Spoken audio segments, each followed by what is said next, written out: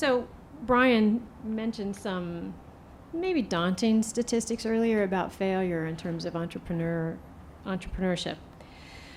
Given that failure is often an important part of success, and particularly being an entrepreneur, what has failure taught you or the kids at JA, for instance, and how has it made you and or them, Robin in your case, better at this whole thing called entrepreneurship?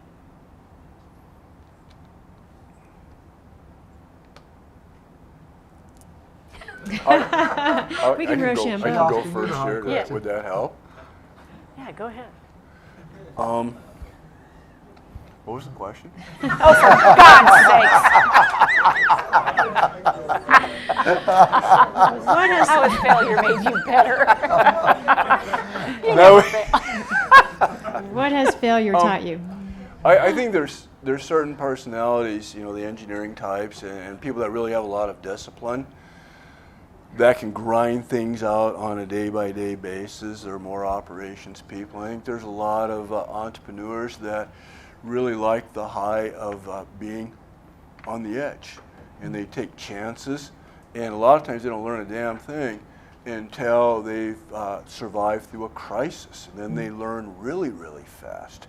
And that's kind of what you were talking about. When I went to college, I never studied before the night before the hour exam or the final. And I think there's a lot of people like that here in this room that That's when I have dreams of not wearing any underwear when I went to class. I do have those, right. Yeah. Oh my God. Yeah. I'm not prepared. But no, failure is a great teacher. You just have to look at the lesson and make sure you don't do it twice. So my lesson learned from failures is, and it was every single time, is I don't want to fail. That was my lesson learned, that this is not where I want to be. But of course, success, they say, covers up a lot. And Gail said this, luck has a lot to do with it. Sometimes you can do a lot of things wrong and still succeed, right? Because you were the right place, the right time, and stars align for you and you move forward. And other times you can be working hard and doing all the right things and it still don't work out. So those realities are there, but failure is a great teacher because it teaches you what you do not want to face again. So, big lesson there. Yeah, and being a social entrepreneur, even though I am not risking my own capital, but a lot of social capital in the community. I've tried some things and they haven't worked, and with you, it breaks your heart because a lot of people are depending on you to, you've sold people on this idea and it might not have worked. But talking about kids, because this failure thing is so important to give young people a place to fail safely. So, when they do junior achievement programs and they do their little companies in their schools and they buy, they may start a coffee shop in their school and they buy muffins wholesale for $2 a piece and then they sell them for $1.50. That's a real lesson in how to go broke quickly. But it's a safe environment, and they learn, and they learn how to inspire others. I mean, you've got a bunch of kids who are 16 and 17, and they're starting this little company, and to get other kids to show up and help sell, it's a real lesson, and I think that we don't give kids enough opportunity to fail and to learn from their failure and to understand they didn't die. They didn't, but it was maybe invigorating for them. So I think that's why programs like JA are so important, so that we can give young people that chance. Yeah, very important. In this culture that we see now where everybody gets a trophy just for showing up, that doesn't teach the important lessons that failure and success are linked inexplicably, and you can't really experience one without experiencing the other. Thank you. Now that we've talked about failure, let's talk a little bit about success. So what is one of your most memorable success stories in your experience as entrepreneur or watching these entrepreneurs grow?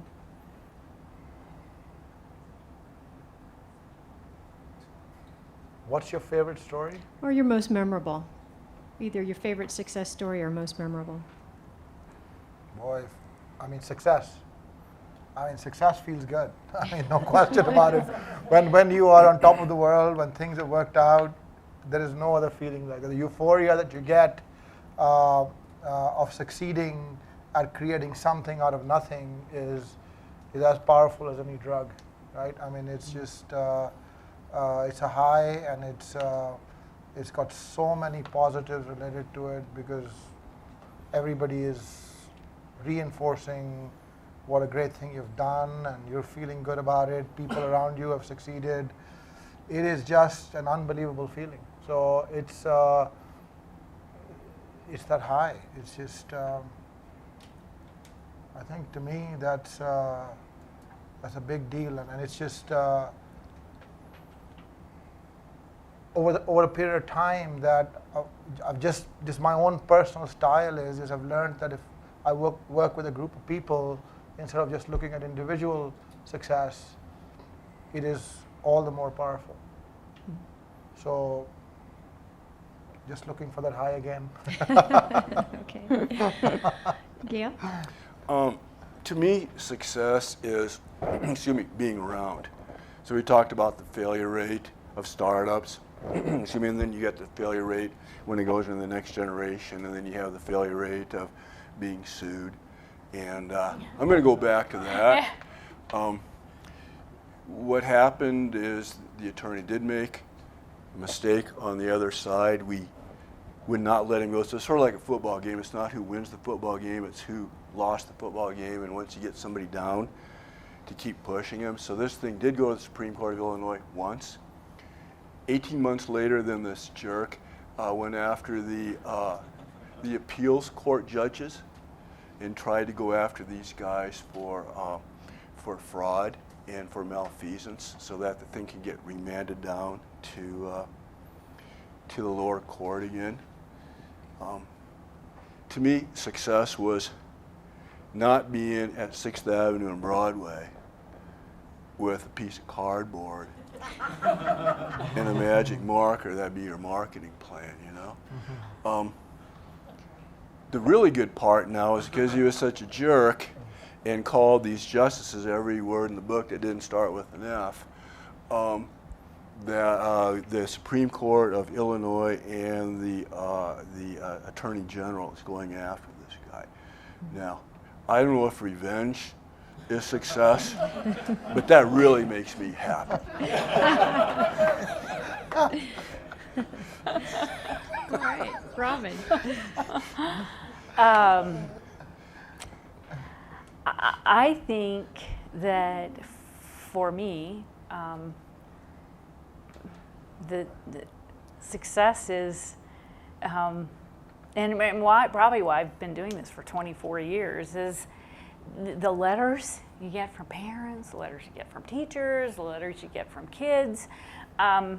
This kind of the work you guys do, this entrepreneurship stuff, this risk taking, this creating, this building jobs is so important. And for me to be part of that and to get a letter from a parent or somebody that their student has changed their outlook on their life. To see young people, now I'm old enough, been doing this long enough time, seeing these young people who were JA kids when back in the day come back, and they're now volunteers in the classrooms. They're mentoring young people. They're creating programs. It's amazing to me, and that I guess that to me is. You're a kinder, gentler person. Success, yeah. Yeah, maybe. Some people don't. Well, the final question I'd like to ask you guys is for each of you to comment on what piece of advice would you give to someone who wants to go down that road of being an entrepreneur? I think get all the help you can, and that includes reading everything you get your hands on in the first place. When you go to college, actually be more serious about it than a lot of us were. You have to do the best that you can every day. But if you can start getting some people that can mentor, that helps a lot. My friend Dave Beetson, for instance. But I think, Vic, what you and Brian are doing here is just outstanding. As I said before, there's about 12 people in this room that have touched my life, all being positive. And if we can have more things like that, I think, you know, more people doing what you're doing here is my advice to everybody. You know, just reach out, help somebody. You're reaching out and helping somebody. If we all go out and can get rid of our self-interest long enough to go help somebody, provided we have the means, it doesn't hurt anything. And you know, you talked about it feeling good, and Vic talked about it feeling good. But it is in your self-interest. Well, it is. It is in your It's in Mother self-interest when you Teresa's help. self-interest. Yeah, right, exactly. It makes you feel better, and yeah, so that's the way the whole world works, right? Self-interest. There's nothing wrong with that. And so what advice would you give, Robin, for someone who wants to be an entrepreneur? I